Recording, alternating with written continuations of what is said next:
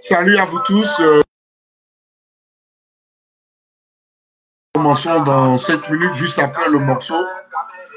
Voilà, nous jouons actuellement le frère Rasli. Juste après le morceau de Rasli, nous commençons la vidéo proprement dite. C'est le moment de partager. Partageons. Invitons nos amis et partageons dans le groupe.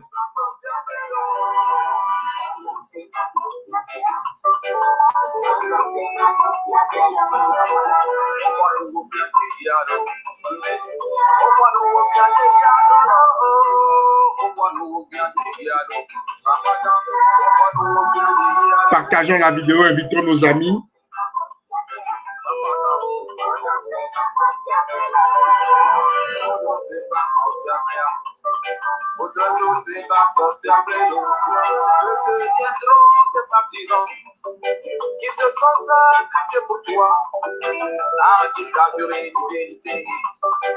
Partageons la vidéo, invitons nos amis. Nous commençons juste après le morceau.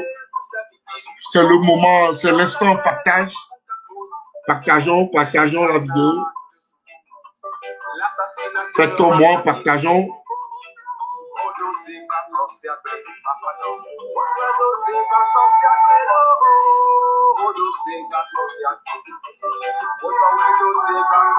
Partageons. Le retour du caméléon.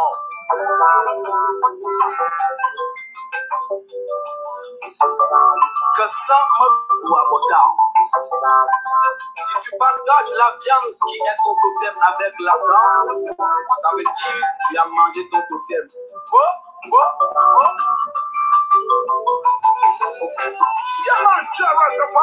Partageons. Nous commençons la vidéo juste après la musique de notre frère Rasli. Partageons la vidéo. Invitons nos amis.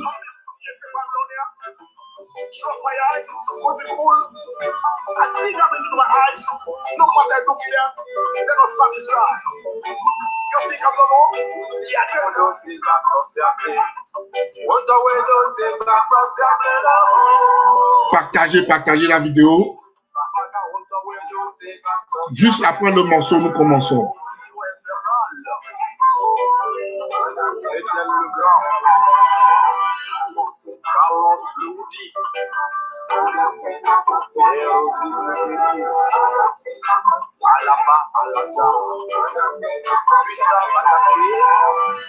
Le grand Manitou,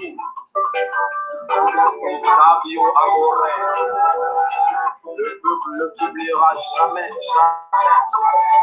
Donc la politique, si c'est pas moi, personne.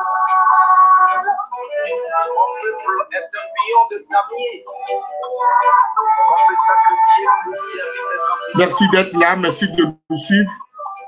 Juste après le morceau, nous commençons le direct. Voilà.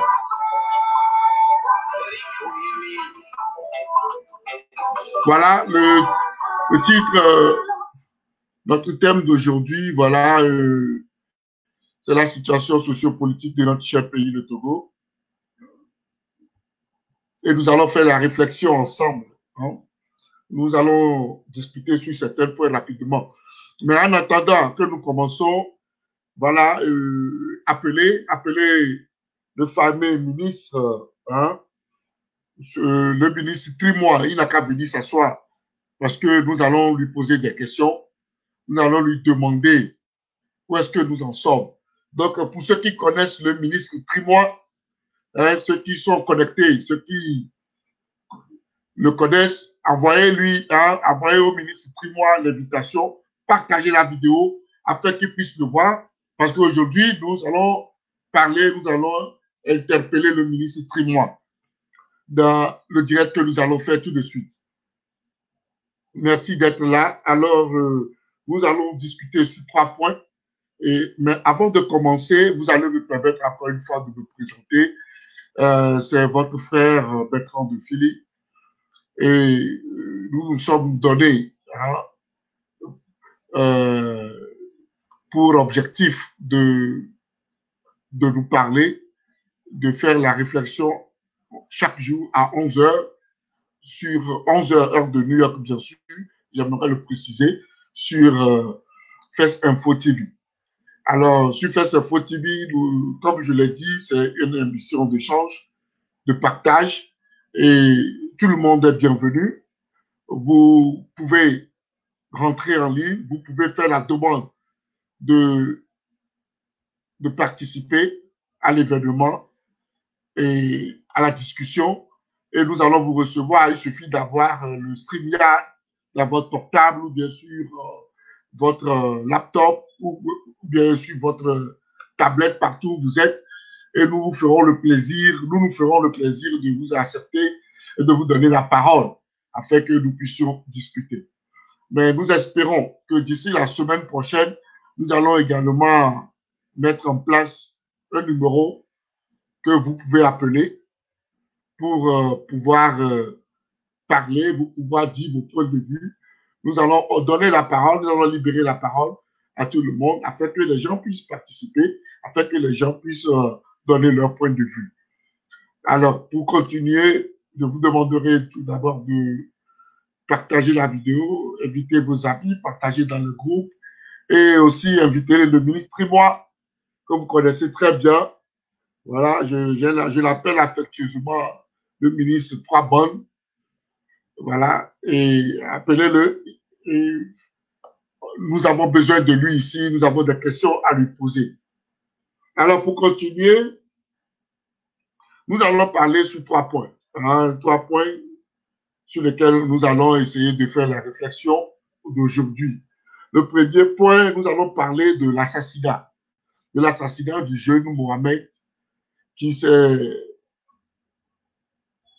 survenu dans des circonstances vraiment bizarres et tout simplement écœurantes au niveau de Abedi. Tout le monde connaît le jeune Mohamed qui a été tout simplement abattu. Nous allons utiliser les vrais mots, qui a été abattu froidement par un jeune policier qu'on nous a dit était en mission. Il était en mission au niveau du carrefour de Limousine.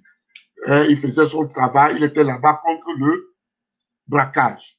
Alors, après ce thème, nous allons parler également des 500 affaires de 500 milliards détournés dans le secteur pétrolier au Togo. Nous allons le toucher du doigt. Et pour finir, nous allons parler de l'affaire de l'hôpital qui nous a été promis, l'hôpital 5 étoiles qui nous a été promis. Et c'est là que nous allons nous adresser au ministre Trimois. Donc, d'ici là, vous avez le temps de partager le message, vous avez le temps d'inviter le ministre pour qu'il puisse écouter, pour qu'il puisse savoir que nous l'attendons, que le mois de juillet n'est pas loin. Alors, nous commençons, comme nous l'avons dit, avec le décès du jeune Mohamed qui a été assassiné froidement par un policier au niveau de Abedi. Au niveau de Abedi. Et le jeune Mohamed que nous connaissons était un laveur de voitures. Voilà, il se débrouillait, il a 2 enfants. Le jeune se débrouillait pas mal. Et les faits sont qu'il avait une voiture à sa possession qu'il devait aller livrer. Après l'avoir lavée, il devait aller remettre la voiture au propriétaire. Et c'est en allant livrer la voiture, il a eu la malchance de passer de près 2 militaires qui étaient à moto et qui l'ont poursuivi après. Après, il y a eu des échanges, des tiraillements. Il a été froidement abattu par un autre policier qui était dans le secteur de Limousine, avait dit là-bas, là, et qui, on nous dit, qui était en mission anti-braquage. Alors, nous avons appris hier, d'abord nous l'avons appris il y a 2-3 jours sur les réseaux sociaux que le policier qui a tiré à bout portant sur le jeune Mohamed a été arrêté. Et il a été d'abord sanctionné, mis en tôle, mais hier nous avons eu la confirmation qu'il se retrouve actuellement à la prison civile de Lomé. Ce qui veut dire que quoi? Pour ceux qui ne savent pas, c'est-à-dire un policier, lorsque vous vous retrouvez à la prison civile de Lomé, ça veut dire que vous n'êtes plus policier et que vous êtes radié. Il a été mis sous mandat de dépôt. Ça veut dire que vous êtes radié. Il n'est plus policier. Il a perdu son boulot et il est inculpé pour, voilà, pour le moment, pour meurtre. Il n'est pas encore condamné puisqu'il doit attendre l'assise. L'assise dans notre pays, c'est le moment là où on juge les criminels. Et tous ceux-là qui vont à l'assise, c'est des gens qui ont des peines qui sont au-delà de 5 ans. Hein, c'est les peines de 10 ans, 15 ans, 20 ans, 25 ans. Voilà. Ce sont ces genres de jugement qu'on appelle les assises. Ça, c'est les criminels, c'est le braqueur, les gens qui ont tué. Voilà, ça, c'est les grands bandits. C'est là-bas qu'on les juge.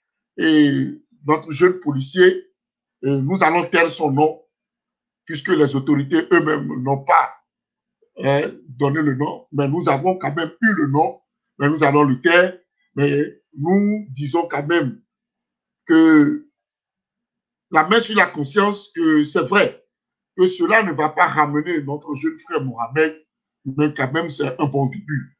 C'est un bon début parce qu'aujourd'hui, nous avons tous crié qu'il faut quand même qu'on punisse ces jeunes-là. Il est trop facile que les agents de sécurité, que le contribuable paie les impôts afin que ces agents soient payés, puissent avoir la gâchette si facile, puissent avoir cette manie-là de prendre leurs concitoyens comme des animaux et en faire ce qu'ils veulent. Aujourd'hui, c'est un début. Nous espérons que le pouvoir va continuer dans ce sens. Et de ce pas, nous interpellons toujours le ministre de la Sécurité, le général Jacques Damral, pour que les enquêtes aussi aboutissent du niveau du jeune qui a été tué à Dakpamé. Mais le monsieur qui est sorti de chez lui pour aller faire des besoins et qui est retrouvé mort. Les traces sont claires, les traces sont là. Nous exhortons, nous encourageons le ministre d'aller jusqu'au bout, de prendre les taureaux par les cornes pour vraiment sanctionner également ceux-là qui sont les auteurs de ce crime odieux de notre frère qui a été découvert mort au niveau d'Adakpami. Parce que le monsieur, il est sorti avec un pagne à la taille pour juste aller faire les besoins. Et il n'est plus revenu à la maison. Nous ne pouvons pas admettre qu'on puisse tuer des gens juste parce qu'on a dit qu'il y a couvre-feu et qu'on a vu quelqu'un dehors avec paille au rein. Tout le monde doit savoir. Quand même, on doit savoir que ce monsieur, il n'allait pas voler. Il était sorti pour faire ses besoins. Mais le frapper jusqu'à ce qu'il ne perde la vie, nous demandons au ministre encore une fois d'aller jusqu'au bout. Le travail a bien commencé. Nous avons aussi appris que les 2 militaires dans l'affaire du jeune Mohamed qui a été assassiné au niveau de Afedi, que c'est les 2 militaires qui étaient au départ même du problème sont aussi mis en tôle. Ils ont eu des sanctions au niveau de l'armée, mais eux, nous n'avons pas eu l'information qu'ils ont été déposés à la prison civile. Pour eux, par contre, nous n'avons pas eu l'information. Mais ce que nous savons, c'est qu'ils sont en tôle. Et quand on dit être en tôle, c'est la prison militaire, en fait. Je pourrais dis ça en griffe. Hein, on les a mis en tôle et ils ont eu des mois de salaire suspendus. Nous aurions aimé que le ministre puisse aller au-delà, hein, pour apaiser quand même un soit peu le cœur des populations. Et nous demanderons aussi au ministre de communiquer, de beaucoup communiquer sur ces genres de choses. Parce qu'au fait, beaucoup, le commun de mortel, le citoyen lambda togolais, beaucoup d'entre nous ne savent pas qu'il y a eu ces sanctions-là. Quand nous sommes allés à l'information et que nous avons appris que le policier qui a tiré à bout portant sur Mohamed a été inculpé et qu'il a été déposé à la prison civile de Lomé, nous nous sommes dit bravo, c'est un début et nous ne pouvons que demander encore une fois au ministre, hein, de ne pas s'arrêter là, d'avancer, parce qu'il y a eu beaucoup de bavures. Hein, le cas de notre frère Mohamed n'est que vraiment un cas parmi tant d'autres. Et nous espérons au même moment que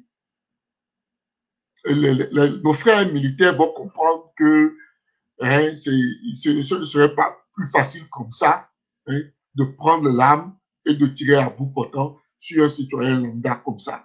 Non, nous sommes des frères, vous êtes là pour nous protéger et non pour nous terroriser. Et quand nous vous voyons, nous devons être reconfortés, nous devons être en paix, nous devons être heureux de rencontrer un frère militaire qui, au moins, est là pour notre sécurité. Alors, je voudrais de ce pas dire au ministre de la Sécurité de ne pas oublier également l'affaire de notre cher colonel assassiné dans son bureau au camp Phi. Cet événement aussi est un événement qui a failli, hein, encore une fois, bouleverser le pays. C'est un événement que nous ne pouvons pas encore toujours passer sous silence. Voilà, il y a des familles qui sont endeuillées dans cette histoire. Nous voulons que la lumière soit faite. Monsieur le ministre, nous vous attendons sur ces sujets-là. Nous voulons que la lumière soit faite. Un officier de l'armée togolaise ne peut pas être tué comme ça, sans qu'on ne nous donne des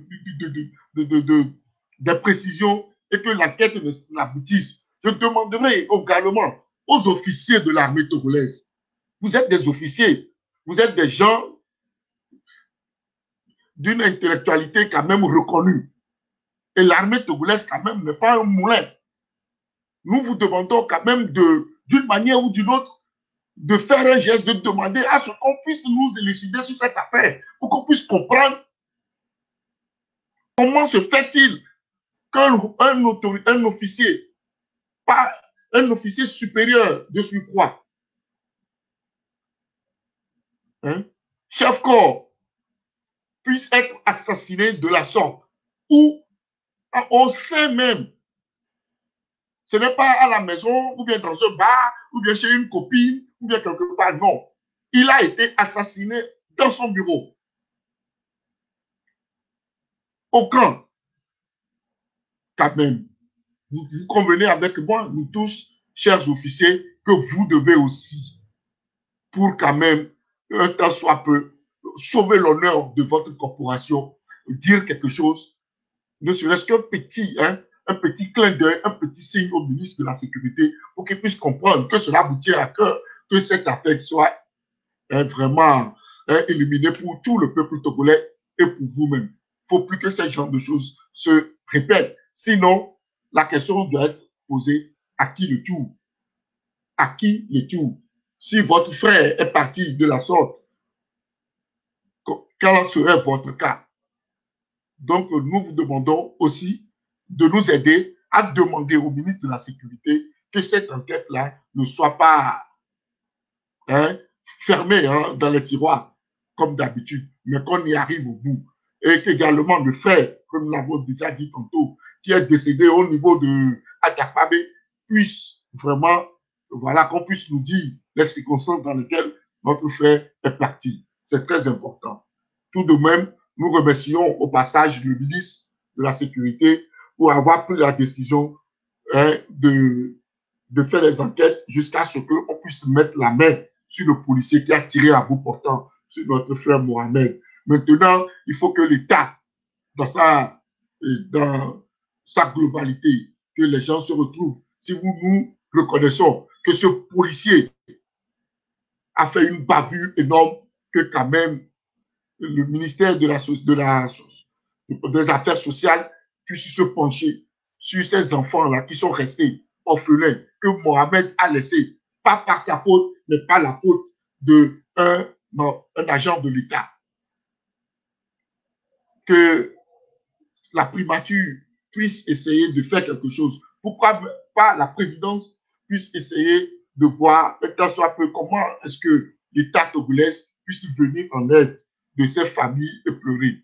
Parce qu'on ne peut pas comprendre qu'un policier, puisse tirer à bout portant sur un citoyen lambda, père de famille, et plonger toute une famille dans un lendemain incertain, et des enfants qui deviennent automatiquement des orphelins.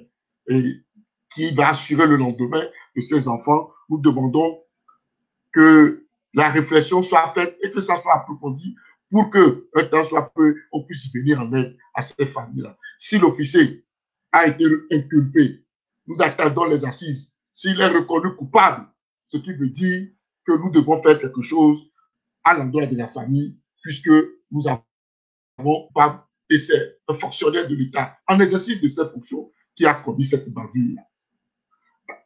Alors, nous fermons la page, nous disons merci au ministre et nous demandons au procureur de la République de saisir ce dossier-là vraiment de deux mains afin que nous puissions, dans un délai bref, avoir les résultats des enquêtes par rapport à notre cher colonel abattu et au frère qui est mort de l'autre côté à Gapane. Il faut quand même que les choses soient élucidées. Notre armée, vous nous dites tout le temps qu'elle est républicaine. Il faut que dans cette armée-là, on puisse quand même dire la vérité, qu'on puisse éliminer tout ce qui se passe au sein de cette armée-là. Le peuple veut savoir qui a tué le colonel. Le peuple veut savoir qui a tué le frère de l'autre côté d'Atakwame. Que vraiment la vérité puisse se manifester.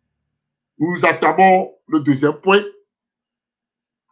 sur lequel nous allons discuter. Pour commencer, je vais vous demander toujours de partager la vidéo, d'inviter vos amis, de partager dans le groupe. Et je vous rappelle toujours de faire signe, ceux qui connaissent le ministre Trimois, qui n'a qu'à venir s'asseoir parce que nous avons des choses à lui demander. Que le ministre Trimois puisse venir parce que nous avons des questions à lui poser. Il doit nous répondre. Donc, avant de continuer, faites signe, partageons, appelez le ministre Trimois, dites-lui de venir, que nous avons besoin de lui. Voilà, je voulais quand même remercier quand même vous tous qui êtes là en ligne. Je remercie Olivier, Téni, Abano, Adresse Boussima, Razik, Alas. À vous tous, salut d'être là.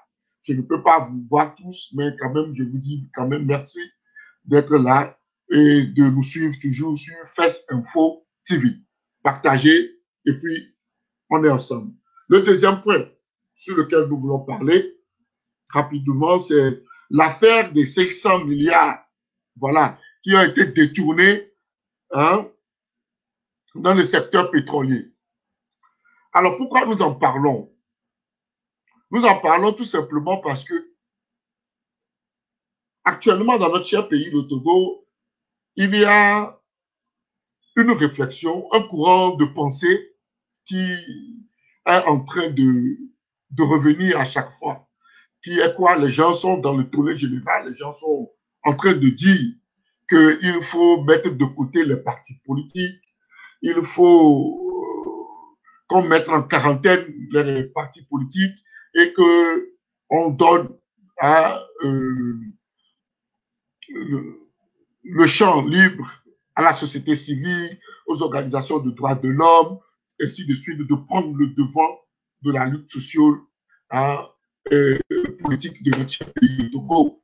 Et vous êtes tous, vous voyez sur les réseaux sociaux, sur des conférences, sur des débats, sur des interviews, c'est ce qui se passe. Les gens sont là et ils disent, ouais, oh, ok, il faut quand même, il y a ce qu'on passe quand même, hein, la main un peu aux organismes de défense des droits de l'homme, à la société civile, afin que le débat soit approfondi dans ce sens-là, pour qu'ils puissent être au devant de la scène.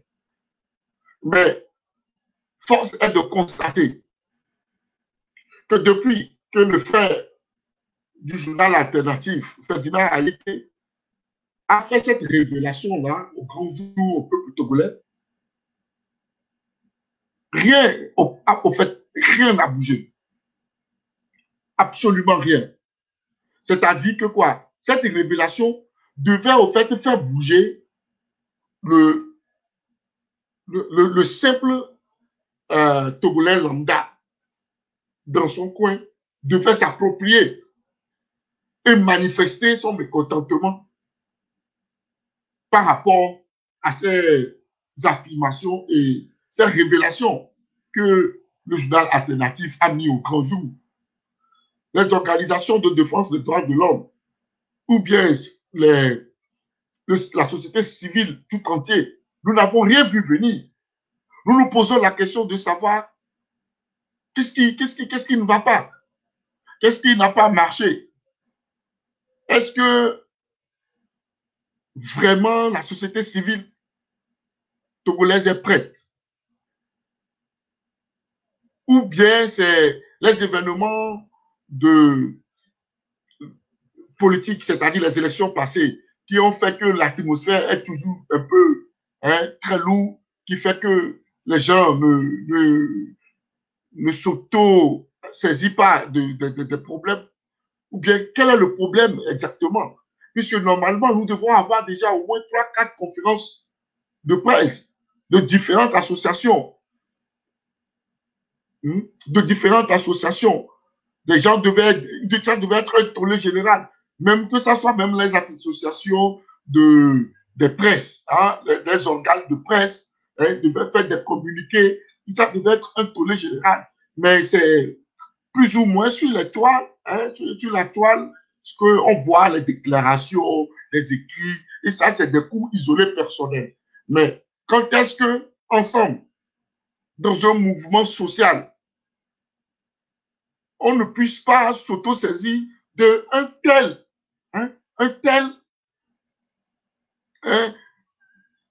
travail qui a été fait par l'alternative, hein, je parle de tout le journal, qui a été fait par l'alternative, un travail aussi profond, aussi technique, aussi vraiment, qu'on ne peut pas passer sans être épaté par le travail bien fait qui a été fait par le grand frère Ferdinand Haïté et toute son équipe. Aujourd'hui, nous demandons qu'est-ce qui n'a pas marché, pourquoi la société civile jusqu'à aujourd'hui ne réagit pas, ne prend pas ça d'une manière spontanée. Ça, c'est vraiment une occasion que l'alternative a donnée encore une fois au peuple togolais pour rentrer automatiquement dans la danse, dans un mouvement social. Et nous, je pense que nous sommes encore en train de rater cette occasion.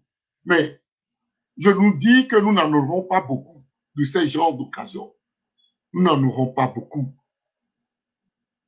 Et je demande humblement à ce que la société civile togolaise puisse vraiment essayer de mettre la main à la pâte.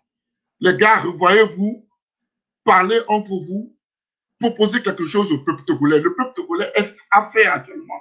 Le peuple togolais est resté et il reste encore sur sa soif. Aujourd'hui, avec les élections du 22 février passé, si même un parti politique se levait pour donner le ton, cela ne prendra pas. Parce qu'aujourd'hui, dans l'intérieur, dans l'attendement du peuple togolais, le peuple togolais est en train d'attendre quelque chose de nouveau. Le peuple est en train d'attendre quelque chose hein, qui n'est pas forcément un habillage hein, politique pour qu'on puisse le proposer pour relancer la mobilisation. Et c'est possible, c'est faisable. C'est pourquoi nous nous permettons encore aujourd'hui d'en parler, de parler de cette affaire-là, pour que nous puissions nous réveiller. C'est une affaire qui concerne tout le monde. Quand on parle de la société civile, c'est tout le monde. C'est vous, c'est moi, c'est nous tous. Et c'est ensemble qu'on peut y arriver. Pardonnez. Ensemble, nous sommes sûrs que nous pouvons proposer quelque chose de nouveau au peuple togolais. Mais bien sûr, il faut que nous comprenions quand même que nous ne pouvons pas aussi balayer du revers de la main les partis politiques. Vous savez, tout mouvement social,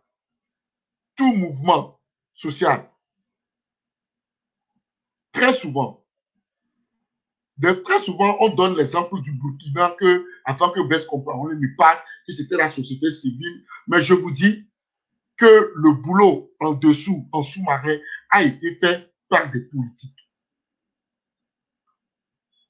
Si Christian Kaboré est président aujourd'hui au Burkina Faso, il n'a pas croisé les bras lorsque le mouvement social s'est ébranlé et a commencé par marcher. Les jeunes sur le terrain ont été soutenus par des politiques. Sinon, demandez-vous comment se fait-il que Kaboré, qui était dans le pouvoir de Blaise Compaoré, qui n'était même pas dans l'opposition, qui était dans le pouvoir de Blaise Compaoré, qui était, si je ne me trompe, président de l'Assemblée.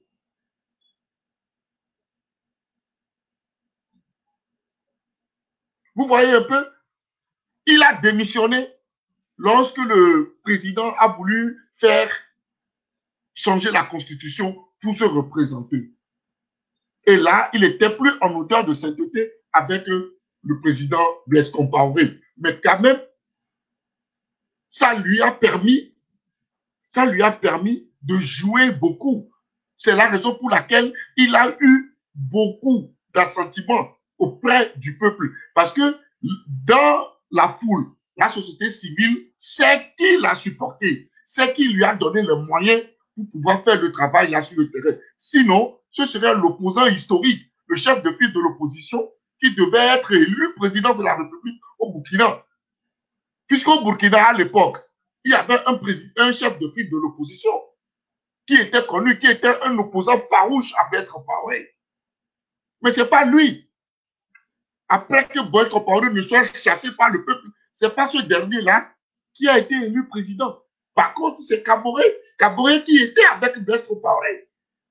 Vous comprenez, ça veut dire que les gens ont fait un travail en dessous, puisque Kaboré avait l'argent. C'est une question d'argent, c'est une question de moyens. Kaboré avait l'argent. C'est une manière de dire tout simplement, j'ai ouvert cette parenthèse pour expliquer tout simplement aux uns et aux autres que nous ne pouvons pas aussi balayer du revers de la main les partis politiques. Ah non, puisque quel que soit le travail que nous allons faire en tant que société civile, en tant que citoyen lambda, la fin du travail doit être portée par les partis politiques. C'est les partis politiques qui iront s'asseoir pour discuter de, même s'il faut faire une transition, ce n'est pas la société civile qui va discuter la transition si nous y arrivons. Si nous arrivons dans le mouvement à l'obtenir, ce n'est pas la société civile qui le discutera. Non, c'est des politiques. On va forcément venir des politiques. Alors, je dis, faisons attention, c'est vrai que nous devons porter le boulot, le travail au niveau de la société civile pour lui permettre quand même de pouvoir rassembler tout le monde, de ratisser tout le monde, de faire en sorte que toutes les forces vives de notre cher pays, le Togo, puissent se mettre d'accord, puissent être ensemble pour avancer. Première des choses. Et si nous y arrivons, nous devons savoir que, à la fin, c'est les partis politiques toujours qui vont venir pour faire et compléter, terminer le boulot que nous avons eu à commencer. Alors, c'est une manière de nous dire, à nous, la société civile togolaise, de nous mettre au travail, de proposer quelque chose de nouveau. Nous demandons aux responsables politiques de se parler, de se rapprocher les uns des autres et de proposer quelque chose de nouveau au peuple togolais. Nous en avons besoin. Tout le peuple ne fait que nous attendre. Tout le peuple a le regard tourné vers vous. Alors, ensemble, main dans la main, nous sommes convaincus que nous pouvons y arriver, car rien n'est impossible quand on est togolais, n'est-ce pas? À cœur vaillant, rien n'est possible. Sur ce, nous allons quitter ce point et tomber également sur le troisième point qui sera le dernier point de notre exposé. Alors, le dernier point dont nous allons parler ici, c'est l'affaire de l'hôpital, hein?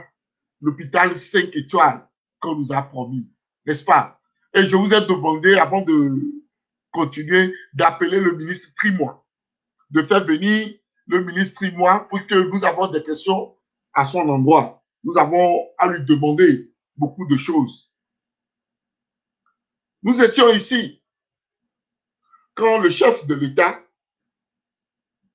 avec tout le bruit possible, voilà, s'est transporté pour aller faire la pose de la première pierre de l'hôpital 5 étoiles qu'on devait construire pour le peuple togolais. Oui, l'hôpital 5 étoiles, promis. Alors, cet hôpital devait être financé par la Chine et le Togo. La Chine a, je pense, 75 ou bien 85%, et c'est 15% seulement qui revenait au Togo comme financement dans ce projet de construction voilà, du nouveau hôpital. Alors, qu'est-ce qui s'est passé?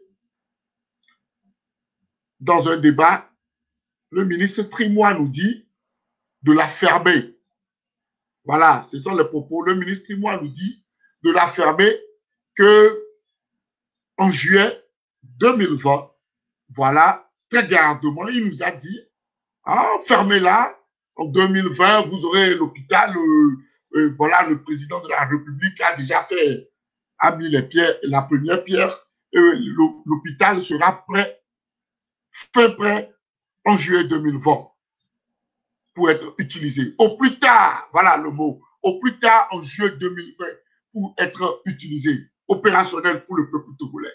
Nous sommes aujourd'hui le 26 juin 2020. Nous voulons interpeller le ministre Trimois et nous allons revenir là-dessus pour en faire un sujet pour toute une discussion et tout un direct. Nous interpellons le ministre Trimois puisqu'il a cru bon de venir nous dire de la fermer que d'attendre en juillet 2020 avant de nous, si nous ne voyons pas l'hôpital sorti du sol, avant de nous prononcer, nous lui disons, monsieur le ministre, il reste 4 jours pour que le mois de juin s'en aille. Il reste 4 jours pour que le mois de juin s'en aille. Et nous serons en juillet.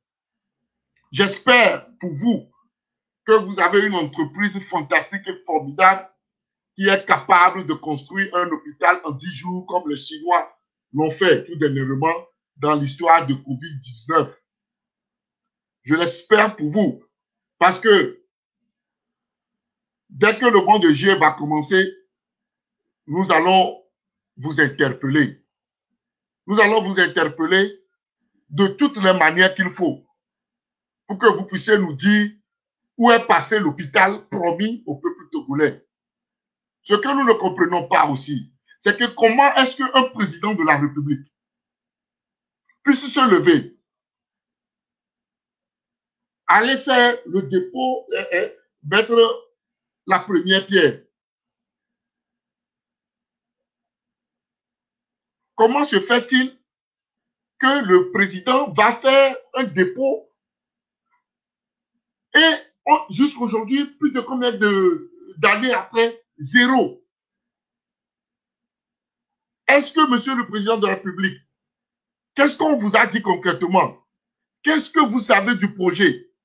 Est-ce qu'il n'y a pas un suivi des actes que vous posez? Est-ce qu'il n'y a pas un livre? Est-ce qu'il n'y a pas un carnet? Nous ne comprenons plus, Monsieur le Président. La première pierre, c'est vous, avec fanfare et tout. Et on a vu le Premier ministre qui était là, sous l'impulsion du Président de la République, la phrase fétiche de ce monsieur. Et vous êtes allé mettre la pierre là, la première pierre. Et jusqu'aujourd'hui, que dalle. Même pas le premier bâtiment. Non, rien. Et le monde de jeu arrive. On fait quoi? Mais nous disons que nous avons l'impression, Monsieur le Président, que vous êtes complice de tout ce qui se passe. Parce que comment se fait-il que vous pouvez vous-même vous lever? Est-ce que c'est le financement qui n'est pas prêt? Si le financement n'est pas prêt, je ne pense pas que vous irez faire la première pierre. Si vous êtes allé faire cette première pierre, c'est que vous êtes convaincu que le financement et de la Chine et du Togo est prêt et que les travaux doivent être lancés. Vous deviez quand même avoir un livre sur lequel vous voyez bon, le déroulement du travail, et puis le travail va finir quand, combien de temps ça va prendre, tout ça là. Quel est le boulot du directeur du cabinet du président de la République? Est-ce qu'il n'y a pas de suivi? Donc vous êtes là, on vient vous dire, Monsieur le Président, bon, il y a tel hôpital qu'on doit construire ici, allons-y. Et vous voulez vous y aller? Je ne pense pas. Quelque chose doit être dit. On doit dire quelque chose au peuple togolais. Figurez-vous, chers frères togolais, est-ce que vous n'avez pas fait attention que le 27 avril, le jour de l'indépendance de notre cher pays, le Togo, notre président ne s'est pas adressé au peuple. Le chef de l'État ne s'est pas adressé au peuple togolais. Donc nous dirons que, bon, ou bien pour lui, parce qu'il s'est adressé au peuple togolais pour l'histoire de Covid-19, qu'il ne faut plus s'adresser à la nation le jour de l'indépendance. Le président de la République ne s'est pas adressé à la nation le jour de l'indépendance. Pourtant, il y a beaucoup de choses, il y a beaucoup de comptes à rendre, il y a beaucoup de choses qui se passent. Mais le président, bon, comme ça, d'aucuns vont nous dire qu'il ne parle pas beaucoup, mais si vous ne parlez pas beaucoup, vous faites quoi là-bas? Vous ne parlez pas beaucoup, vous voulez diriger un pays? Vous ne parlez pas beaucoup, on vous a forcé pour être président de la République. Voilà les réflexions qui sont là devant nous, que nous devons faire, mes chers. Voilà les réflexions qui sont devant nous, que nous devons faire. Alors, vous nous poussez à vous dire que vous êtes complices de par vos actes et vos comportements. Et pour finir, nous vous demandons tout simplement de dire au ministre Trimois que dans 4 jours, nous serons en juillet. Et nous serons obligés de lui demander de nous montrer ou bien de nous donner notre hôpital 5 étoiles, tant promis par le président de la République, et dont lui, il est venu nous dire de la fermer, et donc il s'est porté garant. Il a bombé le torse le jour-là pour lui dire, attendez, le mois de juillet d'abord, avant de vous prononcer. Le mois de juillet, c'est dans 4 jours. Et nous allons y revenir, monsieur le ministre. Comptez sur nous pour cela. Nous allons vous interpeller par rapport à ça. Et vous allez nous dire comment, pourquoi est-ce que notre hôpital n'est pas encore prêt. Peut-être qu'elle sera prête. Peut-être que vous allez faire de la magie. D'ici 4 jours, vous allez faire sortir quelque chose du sol, comme les Chinois l'ont fait en 10 jours. Ça va être dans les records de Guinness pour le Togo qui aurait construit son hôpital 5 étoiles en 4 jours. Alors, chers compatriotes, mes camarades, nous allons nous arrêter ici aujourd'hui pour le débat et la conférence d'aujourd'hui. Je vais vous donner 5 minutes au cas où quelqu'un voudrait écrire quelque chose, ou bien quelqu'un voudrait demander, ou bien poser une question sur laquelle on peut revenir, ou bien quelqu'un veut faire une remarque ou quelque chose. Nous nous donnerons le plaisir de répondre. Alors, vous êtes la bienvenue. Toute personne qui voudrait poser des questions, voilà, nous sommes disposés à vous répondre et afin que nous puissions terminer en beauté la discussion que nous avons eue. Alors, sur ce, nous écoutons en fond sonore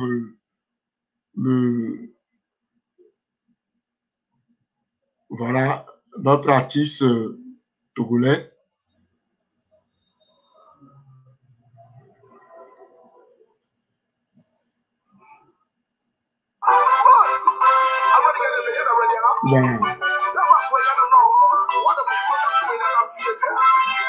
Voilà, la situation politique du Togo, voilà, faire une réflexion. Nous attendons vos questions, s'il vous plaît.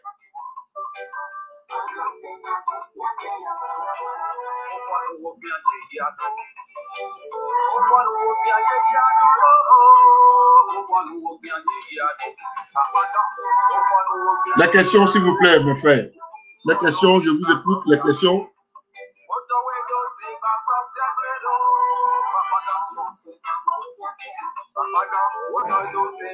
Les questions, je vous en prie, venez. Nous attendons vos questions. Merci à toi. Salut Olivier.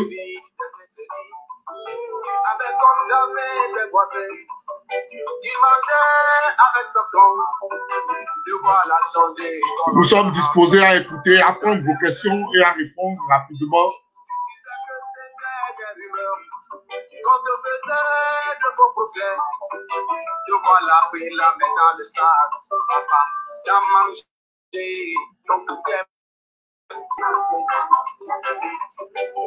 Les questions, je vous en prie.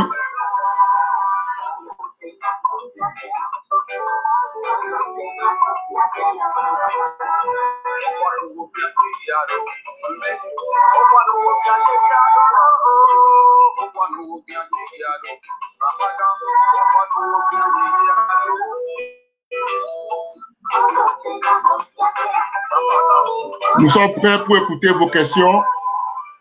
Voilà, s'il y a question, on va le prendre rapidement. Voilà. Partagez la vidéo, invitez vos amis.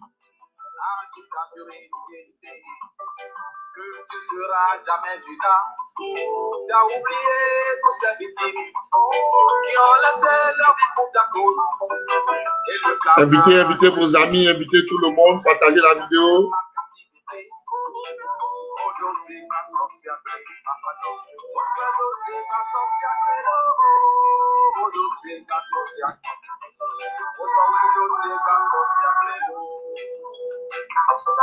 Les questions sont les bienvenues. Nous attendons les questions.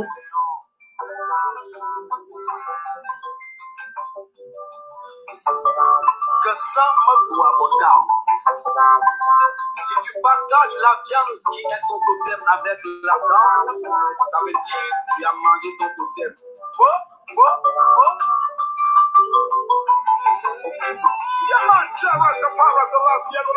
Il y a Kodia qui dit quoi? Attends, la question, je vais le mettre. Voilà, ils sont à quel niveau de la construction de l'hôpital? Aucun niveau. Ça fait rire même. Aucun niveau, aucun. Niveau 0. C'est la première pierre seulement qu'on a mis sous le sol et puis c'est tout. Voilà. Ils sont à aucun niveau, c'est ça. Ça, c'est facile, vous pouvez le voir. 0 niveau. Jusqu'alors, rien n'a été fait.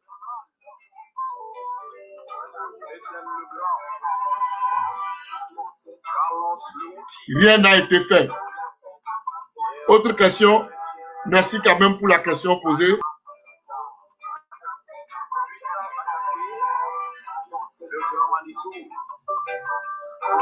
Fabio Amore, le peuple ne t'oubliera jamais, jamais.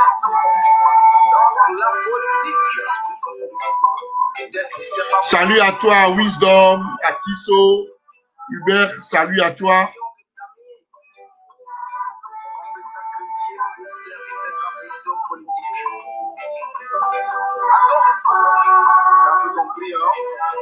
La politique n'est que Dieu.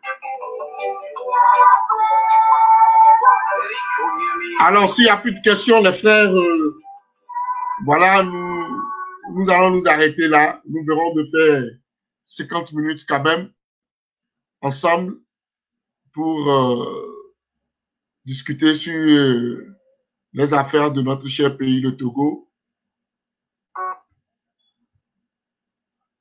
Nous allons nous arrêter là. Nous allons nous arrêter là. S'il n'y a pas de questions, nous allons nous arrêter là. Questions.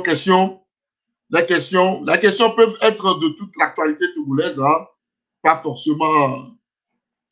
Ouais, salut à toi, grand frère Séraphin Anipa, pardon. Sois le bienvenu. Salut à vous tous qui participez, hein? Nous sommes là pour toujours éclairer la lanterne du peuple togolais. Aujourd'hui, nous avons parlé sur 3 points qu'il faut retenir. Le premier point, c'est l'assassinat de Mohamed, le jeune Mohamed au niveau d'Abidi. Nous avons apporté l'information que le policier qui a tiré à bout portant sur le jeune Mohamed a été inculpé et il est sous mandat de dépôt déposé à la prison civile de Lomé. Voilà. Et les 2 autres militaires qui étaient au départ de l'affaire, eux, ont été sanctionnés.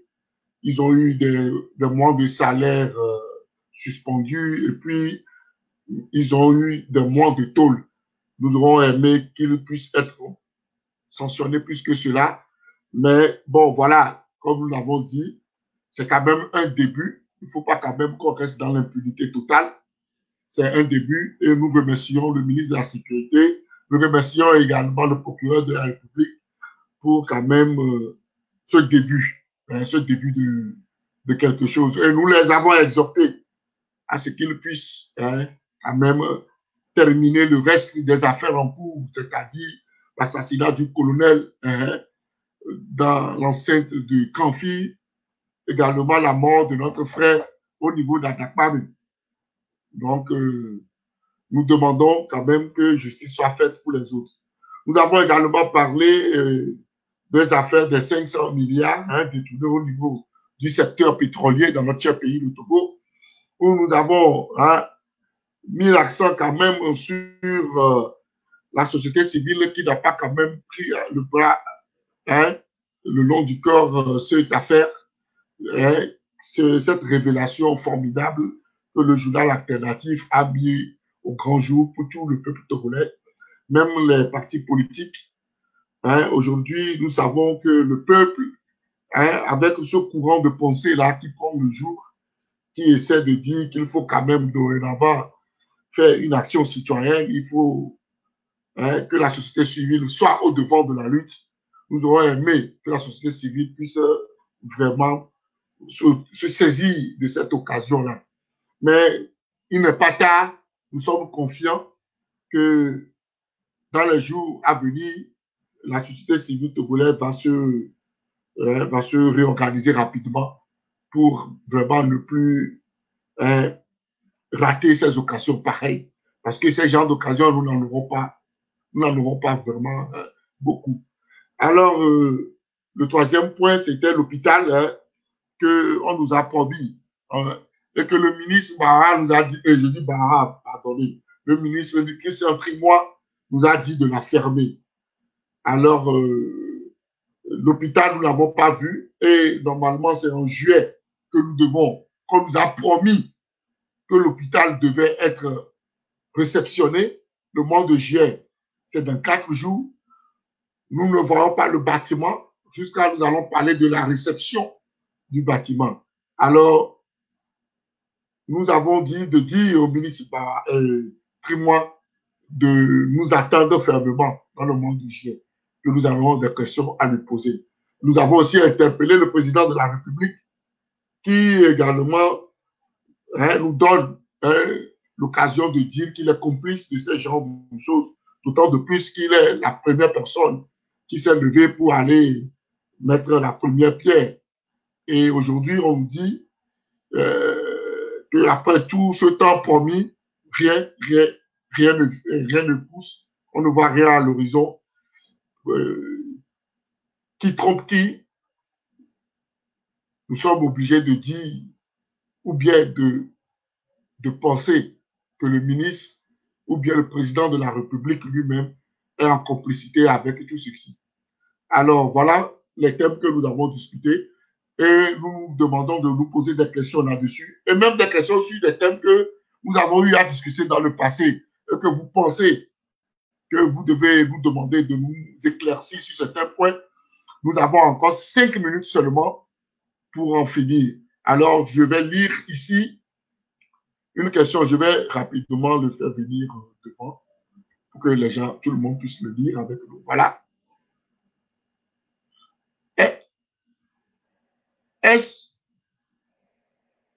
N'est-ce pas, un instant, j'essaie de lire la question du frère. N'est-ce pas, je pense qu'il veut écrire, une mascarade d'arrestation pour endormir la population? Mon frère Mathias, est-ce que vous pouvez nous expliquer mieux ce que vous voulez dire par mascarade d'arrestation? Est-ce que vous voulez parler du cas du policier qui a été arrêté et qui est en prison? Je pense que c'est de lui et vous dites que c'est pour endormir le peuple, hein, la population. Oh oui, on peut le regarder de cet angle-là, mon frère Mathias Padiba. On peut le regarder de cet angle. Et je ne peux pas balayer du revers de la main votre angle de vue, hein. Parce que, ok, vous dites oui, justement, voilà. Donc, là, je suis à l'aise maintenant. Et c'est qu'on parle de la même chose. Alors, je disais que votre angle de vue, hein, de la chose est prenable. Parce que nous sommes en politique, on peut nous envoyer quelque chose comme ça pour dire, bon, voilà, et quand même, il faut dire quelque chose pour que les gens ne disent pas que tout n'a pas été, on n'a pas donné de résultats à toutes les enquêtes qui ont été ouvertes. Il y a eu quand même quelqu'un qui a été sanctionné. Voilà, c'est possible. C'est en politique. Ça, je vous rassure que vous avez bien vu en posant cette question-là ou bien en vous interrogeant là-dessus. Et chapeau, merci. Parce que c'est un autre angle que vous avez pris pour voir la chose. Et nous, aujourd'hui, nous sommes dit qu'il faut quand même dire l'information et dire merci parce que vous voyez, dans le temps, on était habitué à ce qu'on ne nous dise rien du tout. Vous voyez, on peut du tout décider de bon, ok, bon, on s'en fout, on ne va rien dire, et puis bon, qu'il sache que le peuple aille se faire foutre, et puis bon, voilà. Mais Dieu merci, je l'ai dit dans le débat que le fait de mettre en prison le policier qui a tiré à bout portant sur notre frère Mohamed ne va pas ramener Mohamed à sa famille. Les enfants de Mohamed sont toujours des orphelins. La femme veut. Mais aujourd'hui, il doit avoir quand même une paix quelque part en voyant et en constatant quand même que le policier qui a fait cette bavure-là soit sous les verrous.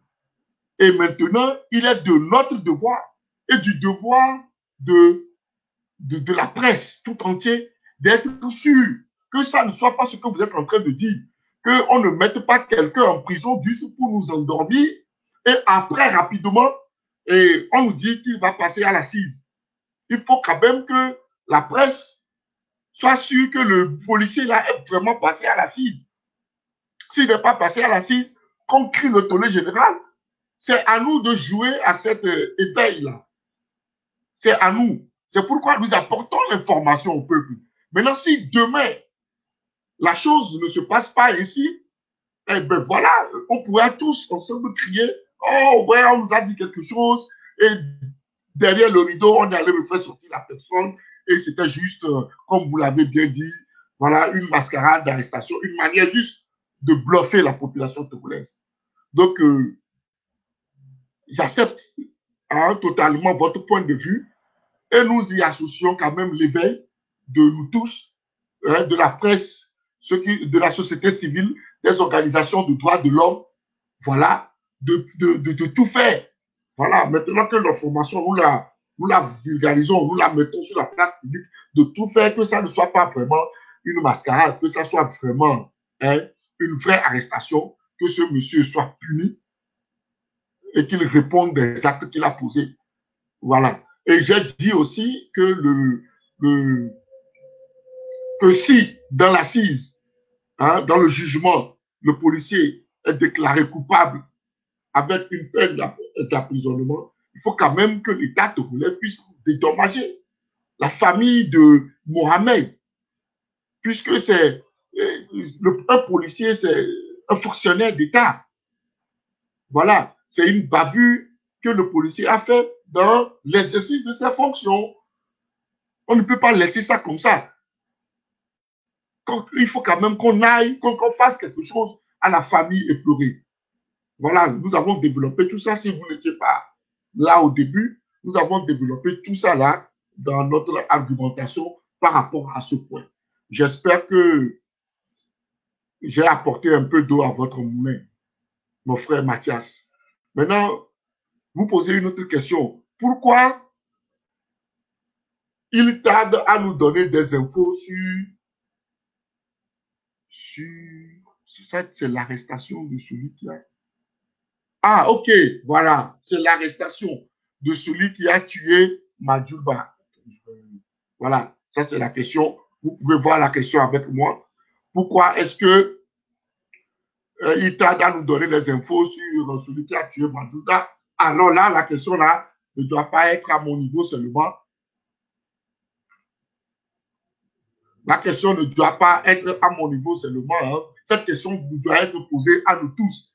Et comme je l'ai déjà dit dans mon introduction, et sur ce point surtout, j'ai interpellé le ministre de la Sécurité, le général Yahya Damran, également le procureur de la République, afin que vraiment, qu'on puisse vraiment nous donner des informations claires sur qui est ce Rambo-là qui est rentré au sein de la FIR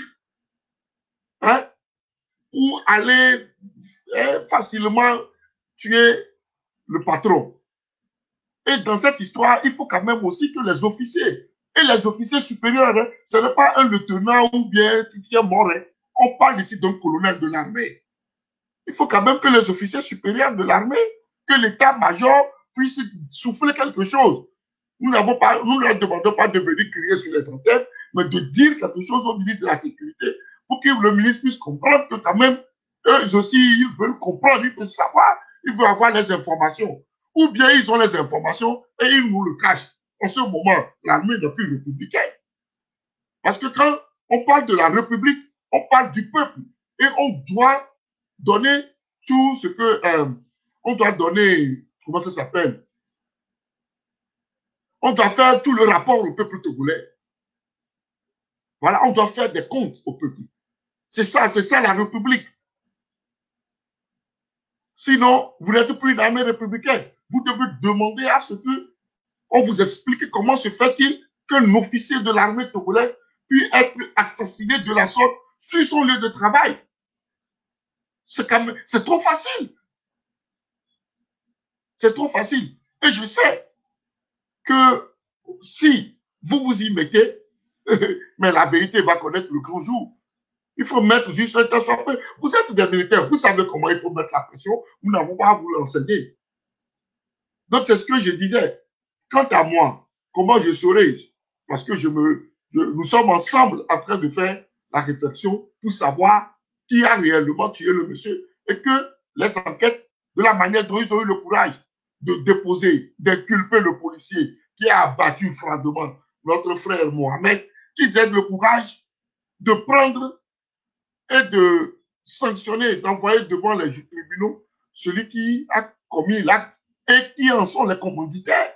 Nous voulons savoir. Parce que pour être un colonel de l'armée togolaise, c'est des milliards. Nous avons investi des millions dans Madjulba. Le colonel Madjulba, c'est l'État togolais qui a investi des millions. Il faut que les gens comprennent. Et c'est l'argent du contribuable togolais. Pour que quelqu'un porte le galon, il devient colonel, il devient général, il devient ainsi de suite. C'est les formations qu'ils vont. C'est payé par qui? Par l'État togolais. Et qui dit l'État togolais parle de contribuables, il parle de vous et moi. Alors c'est important quand même qu'on puisse nous dire que celui-là, c'est comme un professeur d'université, un docteur. Mais c'est de l'investissement. Nous avons investi dans Madjulba pour qu'il puisse protéger le peuple togolais, pour qu'il protège le territoire togolais, pour qu'il protège la patrie. C'est pour ça que nous avons mis les moyens pour que le monsieur soit formé, pour qu'il puisse devenir colonel de la République. Alors, nous ne pouvons pas accepter quand même que quelqu'un de ces rangs puisse être tué et que silence radio.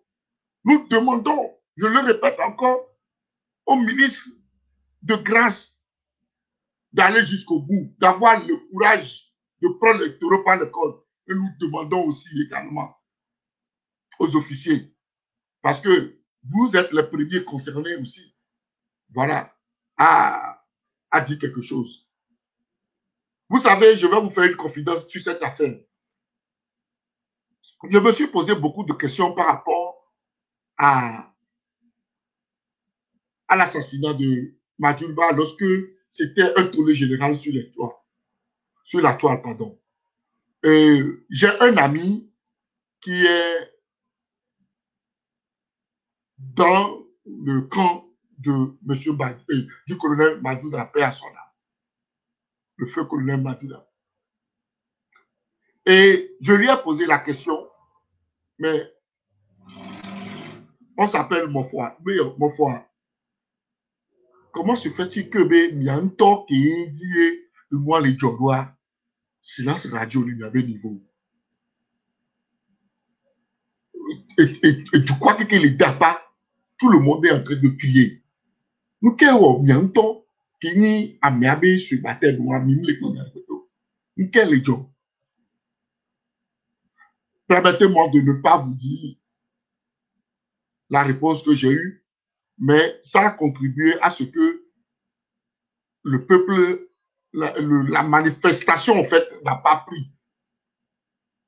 Pour que vraiment comment ça s'appelle, la vérité puisse triompher.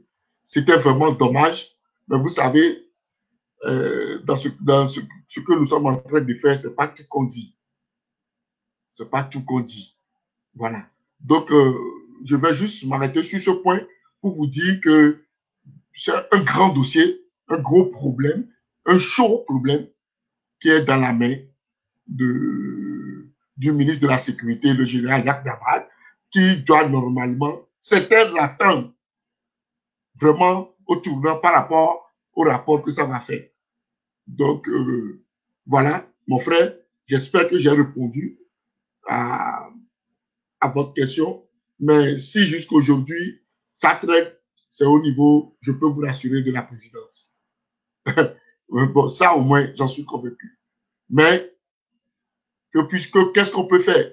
Les officiers supérieurs de l'armée togolaise peuvent, s'ils le veulent très bien, que la lumière soit faite. S'ils le veulent, nous aurons la lumière. S'ils ne le veulent pas, qu'est-ce que nous on peut faire? Mais écoutez, mes frères, le colonel Madjulba,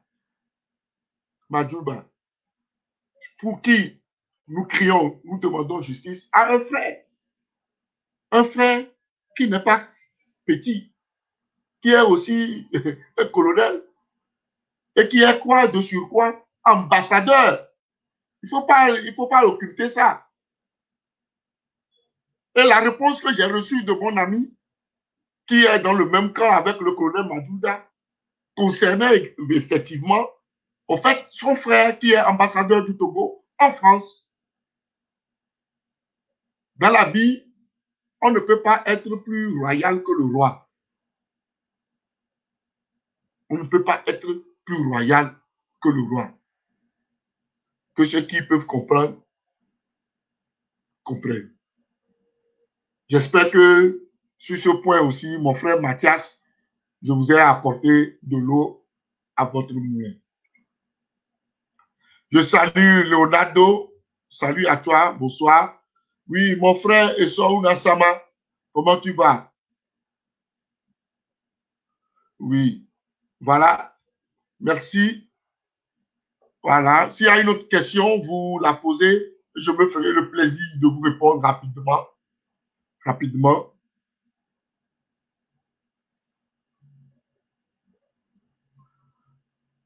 Est-ce qu'il y a une autre question? S'il y a une autre question, nous sommes là, nous allons prendre le plaisir de vous répondre rapidement. Mon frère Mathias, c'est bon, vous êtes satisfait?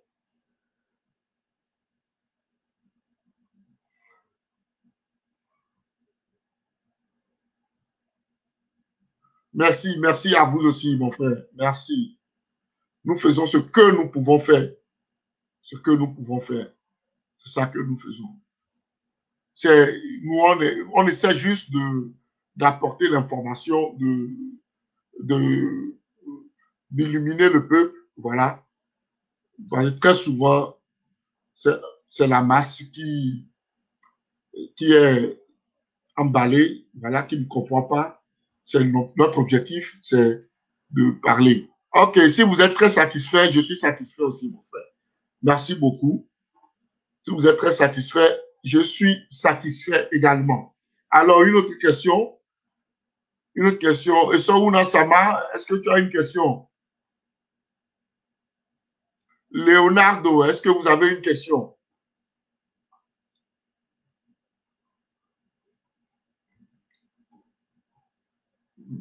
Une question sur le thème que nous avons développé, également sur la situation sociopolitique du pays.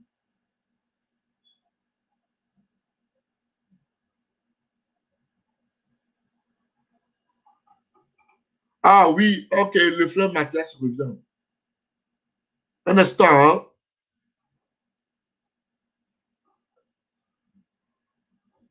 Voilà. Donnez-moi un petit instant, un petit instant. Il y a quelqu'un là qui vient.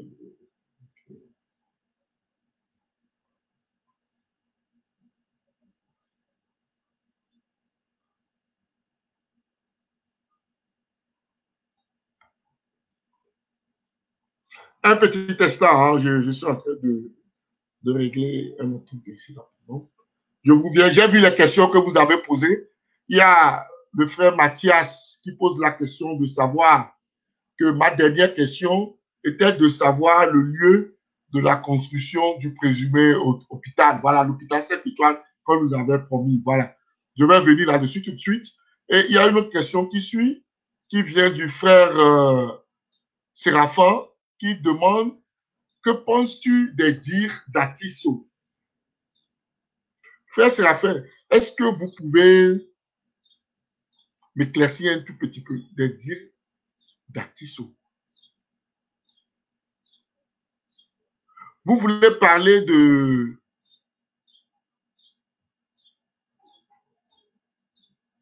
la conférence de presse de la dynamique Podro? Vous voulez parler de Fulbert Atisso, c'est ça, hein? À la conférence de presse hier.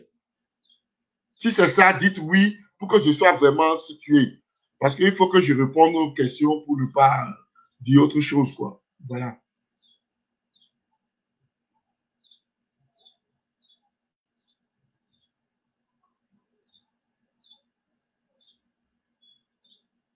pour ne pas dire autre chose.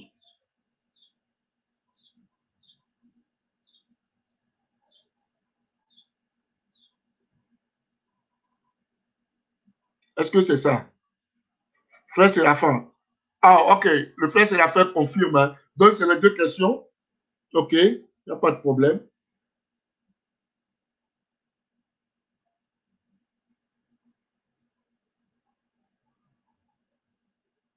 Ok. Un instant, un petit instant, nous allons venir là-dessus.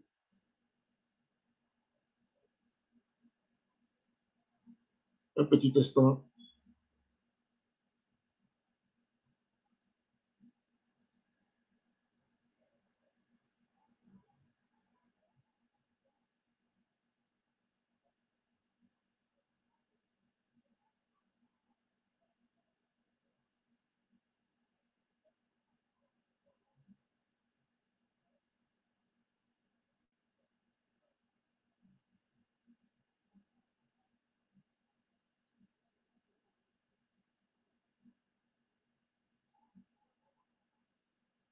Voilà. Alors, ok. Que penses-tu de... je m'excuse, hein. Que penses-tu des dires de Atisso? Voilà, voilà. Alors, il y a une autre question qui est venue, qu'ils ont battu les autres. Ah, ok, c'est une autre explication. Ok. Alors, le frère Séraphin, la question que vous posez, elle est formidable, elle est fantastique. Et avant de répondre, je vais dire quelque chose rapidement ici. Mes frères, et vous savez que nous sommes en train d'utiliser l'application StreamYard et que nous sommes sur une plateforme qui ne nous appartient pas. Hein. Nous travaillons en collaboration sur ces First Info TV. Alors, nous allons essayer quand même de répondre à une seule question rapidement parce qu'on me fait signe quand même. Et je vais essayer rapidement de répondre au frère. Je vais répondre à qui? Bon, je vais répondre au frère Séraphin Anipa. Mon frère Mathias, je vais te faire un inbox pour te situer par rapport à, à l'hôpital. C'est au niveau de l'OB2 là-bas. Je vais te situer correctement. Mais au frère Séraphin, je vais prendre le temps rapidement, 3 minutes pour vous répondre, pour vous donner mon point de vue par rapport à ce que le frère Fulbert Atisso a dit lors de la conférence de presse qu'il y a eu, hein, je pense que la conférence a eu lieu hier, ou bien, ouais, c'est hier ou bien avant-hier, comme ça. Ah, c'est la conférence de la dynamique Monseigneur Poudreau. Alors, question qui nous vient, qui dit que voilà, à une question posée, le frère, comment il s'appelle, Fulbert Atisso, dit que, à ces dernières élections, ils ont eu la chance de gagner quand même tous les partis de l'opposition à la présidentielle. Ce qui a quand même fait couler beaucoup d'encre. Je cite hein, la phrase. Il dit, je cite M. Fulbert Atisso. Les collègues de l'opposition, nous les avons battus partout. Je n'ai jamais vu ça. Fin de citation. Je cite juste cette partie-là. Nous les avons battus partout et je n'ai jamais vu ça. Vous savez, Fulbert Atisso, c'est un politique. Et je vais répondre sur deux aspects. Le premier, je vais répondre sur l'aspect politique et le second, je vais répondre sur l'aspect, au fait, un peu religieux. Puisque eux-mêmes, le nom de leur regroupement, c'est Monseigneur Poudreau. Ils appellent ça la dynamique Poudreau. Donc, je vais répondre sur ces deux aspects. Alors, tout d'abord, quand on prend l'aspect nous les avons battus, nous avons battu nos amis de l'opposition. Ça veut dire tout simplement que l'objectif des uns et des autres n'était pas réellement ce que nous disons depuis aujourd'hui et que les gens refusaient d'accepter. Les gens refusaient de voir que l'objectif des gens, au fait, ce n'était pas d'aller gagner les élections présidentielles ou bien aller aux élections présidentielles parce qu'ils savent qu'ils vont aller gagner. Non, les gens avaient un autre schéma. Et quand vous le dites, ça fait mal, ça blesse les gens, ça fait que les gens se rétractent, les gens disent, mais qu'est-ce que tu... Mais non, les gens étaient dans un schéma. Les gens étaient dans un schéma. Et dans ce schéma-là, aujourd'hui, tout ce qui se déroule depuis un certain nombre de temps ne viennent que confirmer et nous reconforter dans notre position que nous avons eue depuis toujours. Que les gens étaient dans autre chose. Les gens sont rancuniers les uns avec les autres. Les gens partaient juste pour faire du mal à X et Y. C'est des choses que nous devons vraiment réfléchir là-dessus, mes frères. C'est très important. À chaque fois, ils tombent dans leur propre piège quand ils sortent. Que ça soit dans les conférences de presse, dans les audios, tout ce qui se passe ne fait que démontrer, chaque jour que Dieu fait, le complot machiavélique qui a été orchestré sur le dos du peuple togolais. Je le dis sans faux fuyant. Parce que quel est cet objectif de dire, après une élection présidentielle, que nous avons gagné les collègues. Mais quand on joue un match de football, est-ce qu'on gagne l'adversaire ou bien on gagne les collègues sur le terrain? Qui gagne-t-on quand on va jouer à un match de football? L'adversaire ou les collègues sur le terrain? C'est la question que nous devons nous poser, mes frères. La question que nous devons nous poser. Et ce que le frère Philbert Atisso a dit, tout le monde, aujourd'hui, tout le monde a compris. Ce n'est que le prolongement de ce que les gens avaient dans leur cœur. Les gens partaient tout simplement pour diviser l'opposition. Les gens étaient dans un schéma pour porter le glas, pour nuire à un parti politique. Mes frères, le dire n'est pas d'être fanatique d'un parti contre un autre. Mais de grâce, j'interpelle la conscience et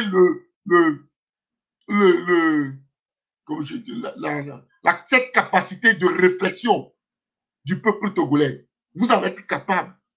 Prenez du recul. Et puis écoutez les gens parler. Écoutez les gens parler. Après avoir dit que c'est à cause de tel qu'on n'a pas réussi à récupérer la victoire, maintenant on vient dire que gravement, à une conférence de presse, que non, nous avons gagné les autres. Comme si l'objectif, c'était pour gagner ceux-là et non l'adversaire. La phrase même est claire. Hein?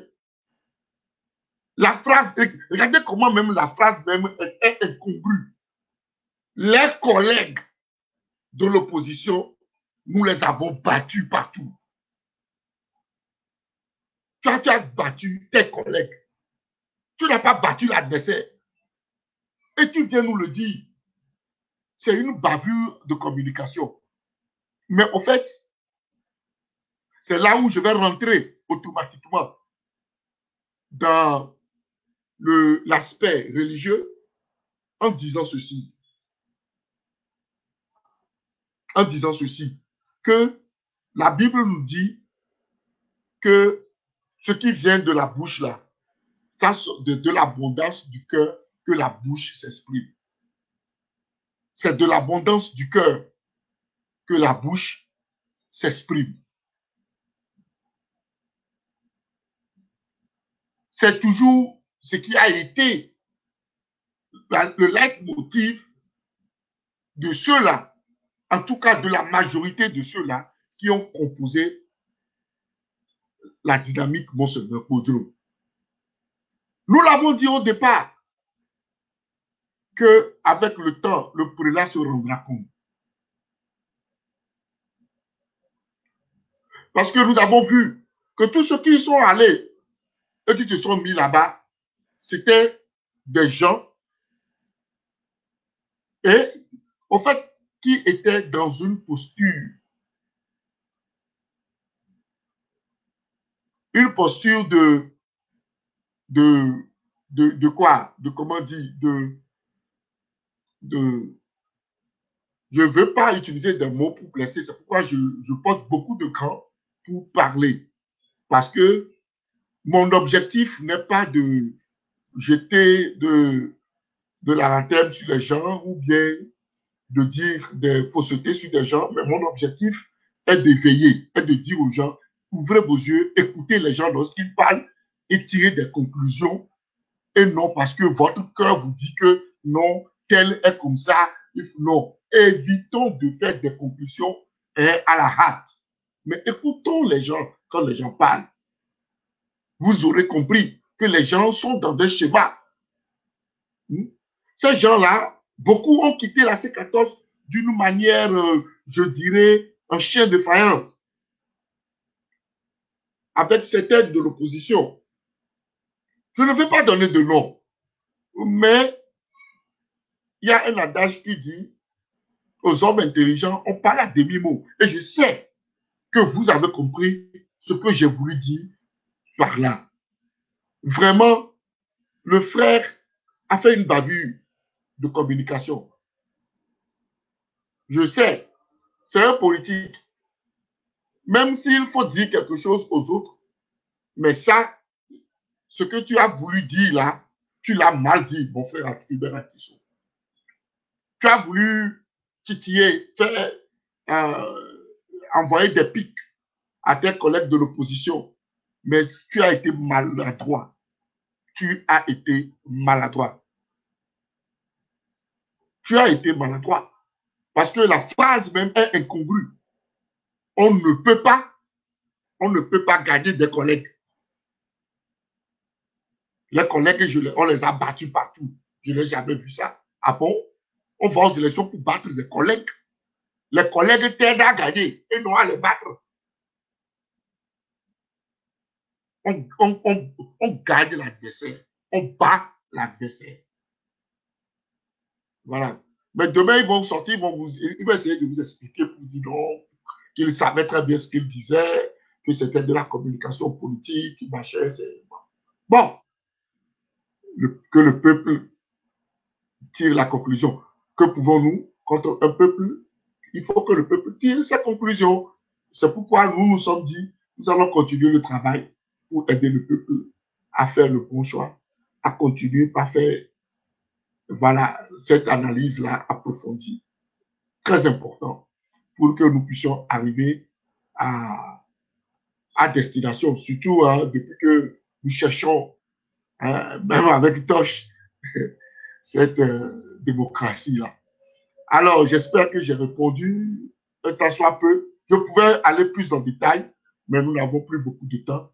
Merci à vous, frère Séraphin, d'avoir participé. Et vous savez que nous utilisons StreamYard. Si vous voulez, je peux vous faire venir en direct pour que le débat soit un débat en direct. À chaque fois que vous le voulez, vous pouvez venir. Nous serons là pour avoir l'avis de tout le monde.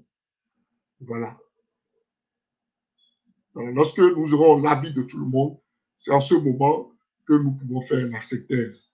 Parce que nous sommes convaincus que nos différends nous rendent plus forts que de nous diviser. Ça, nous en sommes totalement convaincus. Sur ce, que Dieu bénisse le Togo, que Dieu vous bénisse, vous tous qui avez suivi. Partagez la vidéo et sachez que chaque jour que Dieu fait, de lundi à vendredi, et nous verrons si on peut inclure le samedi, à 11h, heure de New York, nous allons nous entretenir avec vous. Nous allons essayer de parler ensemble. Nous allons faire cet exercice ensemble tous les jours sur Fest Info TV. Partagez, invitez vos amis, envoyez à ceux qui ne connaissent pas pour qu'ils puissent également aussi liker et puis être voilà, membre de Fest Info TV pour que nous puissions agrandir le débat. Je vous ai promis que nous sommes en train de travailler pour vous amener ici sur ce plateau des invités, de grands invités, des gens éminents, personnalités, afin que nous puissions leur poser des questions pour l'avancement de notre pays, le Togo. Alors, je vais m'arrêter là. Merci pour m'avoir suivi. C'était votre frère Bertrand Boufili. On est ensemble. Je vous aime. Bye bye.